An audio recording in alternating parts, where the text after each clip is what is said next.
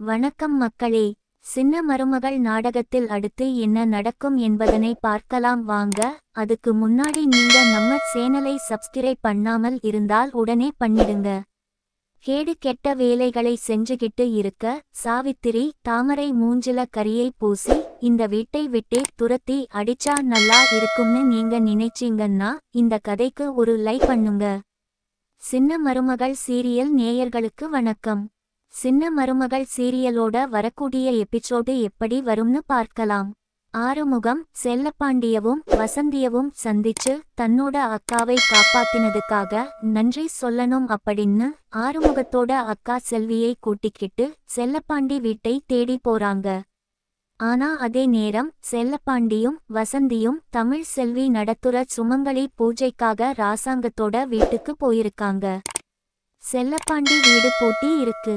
அக்கம் பக்கத்துல இருக்கிறவங்க கிட்ட விசாரிக்கும் போது ஒரு பூஜைக்காக அவங்க மகன் வீட்டுக்கு போயிருக்காங்க அப்படிங்கிற விஷயத்தை ஆறுமுகத்துக்கிட்ட சொல்லிடுறாங்க. ஆறுமுகத்துக்கு தெரியாது தன்னோட அக்காவை காப்பாத்தினது இந்த செல்லப்பாண்டி அப்படிங்கிறது. ஆறுமுகமும் சரி, இந்த நேரம் அவங்களை அவங்க மகன் வீட்டுக்கு போய் பார்த்து தொந்தரவு பண்ண வேண்டாம். அவங்க பூஜையை முடிச்சிட்டு வரட்டும், நாம பிறகு வந்து நன்றி சொல்லிக்கலாம் அப்படின்னு ஆறுமுகமும் செல்வியும் அங்கிருந்து கிளம்பிடுறாங்க. அவங்க அக்காவை அனுப்பி வச்சிட்டு எனக்கு ஒரு சின்ன வேலை இருக்கு அப்படின்னு ஆறுமுகம் சொல்லிட்டு சைக்கிள் எடுத்துட்டு வந்துட்டு இருக்கான். இந்த பக்கம் தாமரையும் சாவித்திரியும் இன்னும் கொஞ்ச நேரத்துல சேதுவுக்கும் தாமரைக்கும் கல்யாணம் அப்படிங்கிற மமதையில கை கால் புரியாம ஒரே பரபரப்பா இருக்காங்க. வீடெல்லாம் ஒரே அலங்காரமும் தோரணமும் ஜொலிக்க வைக்கிறாங்க.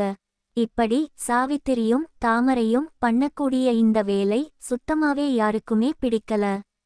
எல்லாருமே கடுப்புல இருக்கும்போது இந்த பக்கம் தமிழ்ச்செல்வி சுமங்கலி பூஜையை ரொம்ப சிறப்பா நடத்தி முடிக்கணும். இந்த பூஜைக்கு பலனா என்னோட புருஷன் எந்த தப்பும் பண்ணல அப்படின்னு எல்லார் முன்னாலையும் நிரூபிச்சு இந்த சாவித்திரி தாமரை மூஞ்சில கரியை பூசி வீட்டை விட்டு வெளியில அனுப்பணும். அது மட்டுமில்லாம வெளுத்ததெல்லாம் பாலுன்னு நினைக்கக்கூடிய ராசாங்கத்துக்கும் மண்டையில உரைக்கிற மாதிரி ஒரு பாடத்தை புகட்டணும் அப்படின்னு இங்க பார்த்தா நேரம் ஆக ஆக சேதுவுக்கு ரொம்ப பயமாவும் பதட்டமாவும் இருக்கு. இந்த கல்யாணம் நடக்கக்கூடாது. தமிழ்ச்செல்வி என் மேல வச்சிருக்கிற நம்பிக்கைக்கு அந்த கடவுள்தான் அருள் புரியணும் அப்படின்னு மனசுக்குள்ள குலுங்கி அழுதுகிட்டு இருக்காரு சேது. தமிழ்ச்செல்வி சொன்ன வார்த்தை மட்டுமே நினைவுல இருக்கு. அன்னைக்கு என்ன நடந்துச்சு, ஏதாவது ஒரு துப்பு கிடைக்குதா? ஆனா சேதுவால ஒண்ணுமே புரிஞ்சுக்க முடியல. ஆனா ஒண்ணு மட்டும் தெளிவா தெரியுது. தாமரை வந்ததுக்கு அப்புறம் கொஞ்ச நேரத்துல என்ன நடந்துச்சுன்னே நினைவுல இல்லை. அது மட்டும்தான் எனக்கு தெளிவா புரியுது அப்படின்னு அதை பத்தி மட்டுமே யோசிச்சுக்கிட்டு இருக்காரு சேதுபதி. தமிழ்ச்செல்வி கோவிலுக்கு போய் உடம்புல தண்ணி எல்லாம் ஊத்திட்டு அங்க பிரதட்சணை பண்ணிட்டு அதே கோலத்தோட வீட்டுக்கு வந்து பயபக்தியோட கண்ணை மூடி கடவுள் கிட்ட பிரார்த்தனை பண்ணிட்டு சுமங்கலி பூஜையை பண்ணிக்கிட்டு இருக்காங்க.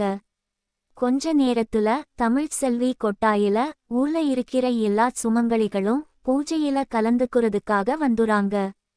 செல்லப்பாண்டியும் வசந்தியும் தமிழ்ச்செல்விக்கு துணையா பரபரப்பா வேலைகளை பண்ணிக்கிட்டு இருக்காங்க. சேதுக்கும் தாமரைக்கும் இன்னும் கொஞ்ச நேரத்துல கல்யாணம் நடக்கப் போகுது அப்படிங்கிற நினைப்பே இல்லாம தமிழ்ச்செல்வி இந்த பூஜையில மட்டுமே கவனம் செலுத்தி பூஜையை நடத்திக்கிட்டு இருக்காங்க. ராசாங்கம் சாவித்திரி ஈஸ்வரி இவங்க 3 பேரும் வெளியில வந்து பார்க்கும்போது பார்த்தா இமைக்க முடியாத கூட்டம். ஒரே பெண்கள். எல்லாருமே மந்திரத்தை சொல்லிக்கிட்டு தமிழ்ச்செல்வி பூஜையில இருக்காங்க. இதை பார்க்கிற ராசாங்கம் சாவித்திரி ஸ்ரீ ஈஸ்வரி ஆடி போயிடுறாங்க. ராசாங்கத்துக்கு இப்ப லேசா மனசு ஆட்டம் ஆனது. தமிழ்ச்செல்வி சேது மேல எவ்வளவு நம்பிக்கை வச்சிருந்தா இந்த பூஜையை இந்த அளவுக்கு நடத்துவா? ஆனா நான் என் பையனை நம்பலையே. கண்ணால பாக்குறதும் காதால கேக்குறதும் போய் தீர விசாரிக்கிறதே மெயின்னு சொல்லுவாங்க. ஆனா நான் ஏன் இப்படி அவசரப்பட்டேன்? ஒருவேளை சேது நிஜமாவே தப்பு பண்ணலைன்னா இந்த தாமரைக்கும் சேதுக்கும் கல்யாணம் நடந்துட்டா அப்ப என்ன பண்றது? அப்படின்னு ராசாங்கம் ஒரே குழப்பத்துல மண்டையை பிச்சுக்கிட்டு இருக்காரு. இதை கவனிக்கிற சாவித்திரி, ஐயையோ, என்ன இந்த அண்ணன் ஏதோ யோசிக்கிறாரே, தப்பா தெரியுதே அப்படின்னு யோசிக்கும் போது ராசா அண்ணன் சொல்றாரு, அம்மா சாவித்திரி, நான் ஒன்னு சொல்லுவேன், நீ பொறுமையா கேட்டு அதை ஏத்துக்கணும் அப்படின்னு. சாவித்திரி முகத்துல கோவம் பொத்துக்கிட்டு மூஞ்சியே சிவந்து போயிருக்கு. உடனே சாவித்திரி சொல்றாங்க, என்ன அண்ணே, என்ன சொல்ல வர்றா, இந்த கல்யாணத்தை கொஞ்ச நாளைக்கு தள்ளி வச்சுக்கலாம் அப்படின்னு ஏதாவது சொல்ல வர்றிய அப்படின்னு படக்குன்னு சாவித்திரி கேட்கும்போது ராசாங்கமும், ஆமா சாவித்திரி, எனக்கு என்னமோ இது சரியா படல, ஏதோ அவசரப்படுறோமோன்னு எனக்கு தோணிக்கிட்டே இருக்கு அப்படின்னு ராசாங்கம் சொல்லும்போது இப்ப சாவித்திரி, ஓஹோ, தெரிஞ்சு போச்சு அண்ணே, எனக்கு தெரிஞ்சு போச்சு, இதுக்கு மேல என்னால பொறுமையா இருக்க முடியாது, குறிச்ச நேரத்துல இந்த கல்யாணம் நடக்கணும், இல்லைன்னா அதுக்கப்புறம் நான் உசுரோடவே இருக்க மாட்டேனே, இது சத்தியம் அப்படின்னு சாவித்திரி பேசும்போது ராசாங்கம் பதறி போயிடுறாரு. ஐயோ சாவித்திரி, என்னை இப்படி அபசகுணமா பேசிக்கிட்டு பின்ன என்னன்னே, போலீஸ்க்கு போனா உன்னோட மானம் தானே போகும், அதுதான், இனிமே நான் எதுக்காக உயிரோட இருக்கணும், இனிமே உன் இஷ்டம் அண்ணே, நீ என்ன வேணாலும் பண்ணிக்கோ அப்படின்னு ராசாங்கத்துக்கு முன்னால ஒரு பெரிய சீனை போட்டு நடிச்சுக்கிட்டு கோவமா உள்ள போறது மாதிரி போயிடுறாங்க. இப்ப ராசாங்கமும் வேற வழியே இல்லாம சாவித்திரிக்கு பயந்துகிட்டு சரி அப்படின்னு பின்னாடியே போயிடுறாரு. இங்க குழப்பத்துல யோசிச்சுக்கிட்டு இருக்கிற சேதுக்கு ஒரு யோசனை வருது. அந்த தாமரை வந்த கொஞ்ச நேரத்துல எனக்கு எந்த நினைவுமே இல்லை, அந்த கேக்ல ஏதாவது கலந்து இருக்கோமா அப்படின்னு பார்த்தா அதுலயும் எதுவுமே கலக்கல அப்படின்னு சொல்லிட்டாங்க. சரி, இருந்தாலும் கடைசி ஒரு தடவை அந்த ரிப்போர்ட்டை மட்டும் வாங்கி பார்க்கலாம் அப்படின்னு சேது யோசிச்சு கருப்புக்கு போனை போட்டு இந்த மாதிரி விஷயத்தை சொல்லி அந்த லேபிள போய் பார்க்க சொல்றாரு.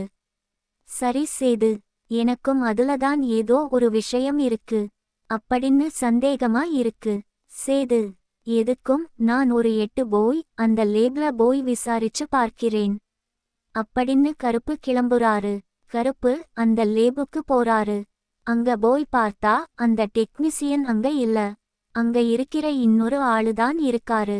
அவரும் கருப்பை பார்த்த உடனேயே, வானே, நீ சந்தேகப்பட்டது உண்மையா போச்சுன்னே, அந்த கேக்ல மயக்க மருந்து கலந்து இருக்கு, அதை சாப்பிட்டவங்க அடுத்த 10 நிமிஷத்துல மயங்கிருவாங்க, ஒரு 7-8 மணி நேரத்துக்கு சுயநினைவே இல்லாம இருந்திருப்பாங்க அப்படின்னு அந்த ஆளு சொன்ன உடனே கருப்புக்கு தூக்கி வாரி போட்டுருது.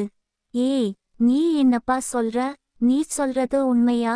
அட ஆமா அண்ணே, அதுதானே, அதுதான் உண்மை, அந்த டெக்னீசியன் உங்களை தேடி வந்தானே, உங்ககிட்ட கூட சொன்னதா சொன்னானே. இப்ப கருப்பு யோசிக்கிறாரு, அன்னைக்கு இவன் வந்தான், அங்க சாவித்திரியும் கூட நின்னாங்களே, ஒருவேளை அப்படின்னு யோசிச்சு, அப்படியா, எங்க அந்த ரிப்போர்ட்ட குடு, ஒரு காப்பியை என்கிட்ட குடு அப்படின்னு கருப்பு கேட்கும்போது அவரும் அந்த ரிப்போர்ட்டோட காப்பியை கொடுக்குறாரு. அதை பார்த்துட்டு, அடப்பாவிங்களா, என்ன காரியம் பண்ணி இருக்காங்க அப்படின்னு உடனே சேதுவுக்கு போன் போடுறாரு கருப்பு. எல்லா விஷயத்தையும் சொல்லிடுறாரு. இதை கேட்ட சேது மறு உயிர் வந்தது மாதிரி, கடவுளே அப்படின்னு கையெடுத்து கும்பிட்டு அழுகுறாரு. சரி அப்படின்னு கருப்பு உடனே கிளம்பி சேதுவை பாக்குறதுக்காக அந்த ரிப்போர்ட்டோட வீட்டுக்கு போறாரு. போற வழியில ஆறுமுகத்தை பாக்குறாரு. ஆறுமுகம் செல்லப்பாண்டி வீட்டுக்கு போயிட்டு வந்துகிட்டு இருக்கும்போது ஆறுமுகத்தை பார்த்த கருப்பு வண்டியை நிறுத்திட்டு, டேய் ஆறுமுகம், இங்க வாடா. ஆமா, நீ என்ன இங்க சுத்திக்கிட்டு இருக்க, என்னமோ அங்க டெக்கரேஷன் வேலை இருக்கு, உன்னோட ஆளுங்க தான் பண்றாங்க அப்படின்னு அந்த சாவித்திரி அம்மா கிட்ட அட்வான்ஸ் எல்லாம் வாங்கிட்டு போனதா சொன்னியே, நீ என்ன அங்க போய் வேலையை பார்க்காம இங்க சுத்திக்கிட்டு இருக்க அப்படின்னு இப்ப ஆறுமுகம் திருதிருன்னு முழிக்கிறான். இல்லண்ணே, இங்க ஒரு ஆளை பார்க்க வந்தேன், இந்தா போகணும். அண்ணே, நீ சொல்றது கரெக்டு அண்ணே, டெக்கரேஷன் வேலை இருக்குன்னே, இதோ போயிடுவேன் அப்படின்னு மழுப்பி பேசுறான். இப்ப கருப்பு யோசிக்கிறாரு, என்ன இந்த ஆர்வம், முழிக்கிற மொழியே சரியில்லையே, எதையோ மறைக்கிறானே. இன்னும் கொஞ்ச நேரத்துல கல்யாண நேரம் வரப்போகுது. இவன் இங்க சுத்திக்கிட்டு இருக்கான். அப்போ நேத்து இவன் சொன்னது எல்லாமே பொய்யா? என்ன விஷயம்? அப்படினா சரிடா, நீ வா, நான் வீட்டுக்கு தான் போறேன், என் வண்டியில ஏறு அப்படின்னு ஆறுமுகத்தை ஏத்திக்கிட்டு ராசாங்கத்தோட வீட்டுக்கு போறாரு. வேற வழியே இல்லாம ஆறுமுகமும் கருப்பு கூட வர்றான். ராசாங்கத்து வீட்டுக்குள்ள ஆறுமுகமும் கருப்பும் வராங்க. அங்க இருக்கிற ஒரு அம்மா ஆறுமுகத்தை பார்த்துட்டு சொல்றாங்க, தம்பி ஆறுமுகம், என்னப்பா இந்த பக்கம் வந்திருக்க அப்படின்னு சொல்லிட்டு, உங்க அக்காவோட உசுரை காப்பாத்தி ஆஸ்பத்திரில சேர்த்தது, அவங்களுக்கு ஒத்தாசையா இருந்தது எல்லாமே இந்த செல்லப்பாண்டியும் இந்த வசந்தியும் தான்பா அப்படின்னு இதை கேட்ட ஆறுமுகம் அப்படியே அதிர்ந்து போயிடுறாரு. குற்ற உணர்ச்சியில எந்த எதிர்பார்ப்புமே இல்லாம என்னோட அக்கா உசுரை காப்பாத்தி இருக்காங்க. ஆனா நான் ஒரு உண்மையை மறைச்சு இவங்களுக்கு பெரிய கெடுதல் பண்ணிருக்கேனே, இவங்கள வச்சு பணம் சம்பாதிச்சிருக்கேன் அப்படின்னு மனசு உடைஞ்சு போய் கலக்கத்தோட நிக்கிறாரு.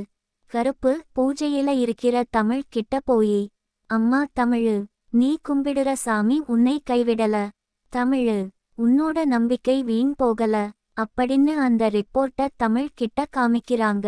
அதை பார்த்த தமிழ் உணர்ச்சி வசப்பட்டு கையெடுத்து கும்பிட்டு, என்னை காப்பாத்திட்ட கடவுளே அப்படின்னு சொல்லிட்டு பூஜைக்கு வந்த எல்லார் முன்னாலையும் விழுந்து கும்பிட்டு நன்றி சொல்றாங்க. இப்ப கருப்பு சொல்றாரு, அம்மா தமிழு, இப்ப நீ போமா, உள்ள போயி நீ யாரு, உன் புருஷன் யாரு அப்படின்னு அந்த சாவித்திரி முன்னால காட்டு அம்மா அப்படின்னு. இப்போ கருப்பு தமிழ் ஆறுமுகம் 3 பேரும் வீட்டுக்குள்ள போறாங்க. இதனை பார்க்கிற சாவித்திரிக்கும் தாமரைக்கும் வயித்துல புளியை கரைக்குது. தமிழ் நேரா போயிட்டு மணமேடையில உட்கார்ந்து இருக்கிற தன்னோட புருஷன் சேது கைய பிடிச்சு எழுப்பி வெளியில கூட்டி வராரு. இதனை பார்க்கிற ராசாங்கம் பதறிப்போய் என்ன நடக்குதுன்னு பாக்குறதுக்குள்ள தமிழ் தன்னோட கையில இருக்கிற அந்த ரிப்போர்ட்ட ராசாங்கத்தோட மூஞ்சில விட்டு எரியுறாங்க. அதை பார்க்கிற ராசாங்கம் அந்த ரிப்போர்ட்ல சேர்ந்து சாப்பிட்ட அந்த கேக்ல மயக்க மருந்து கலந்து இருக்கு அப்படிங்கிற உண்மையை தெரிஞ்சுக்கிட்டு அதிர்ந்து போயிடுறாரு.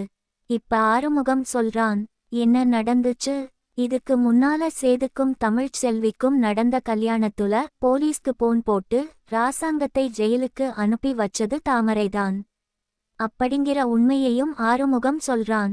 இப்ப ராசாங்கம் தான் செஞ்ச தப்புல குற்ற உணர்ச்சியில எவ்வளவு பெரிய தப்பு பண்ணிட்டோமே, தமிழ்ச்செல்வி சேது மேல வச்சிருக்கிற நம்பிக்கையில ஒரு துளி கூட நான் வைக்காம போயிட்டேனே என் பையன் மேல அப்படின்னு உணர்ச்சி வசப்பட்டுகிட்டு கோவப்பட்டு சாவித்திரியவும் தாமரையும் உடனே போலீஸ்க்கு போன் பண்ணி இந்த மாதிரி இவங்க பண்ண எல்லா சூழ்ச்சியும் சொல்லி போலீஸ்ட்ட ஒப்படைக்கிறாங்க. இந்த கதை உங்களுக்கு பிடிச்சிருந்தா லைக் பண்ணுங்க, ஷேர் பண்ணுங்க, கமெண்ட் பண்ணுங்க, சப்ஸ்கிரைப் பண்ணுங்க. நன்றி நண்பர்களே.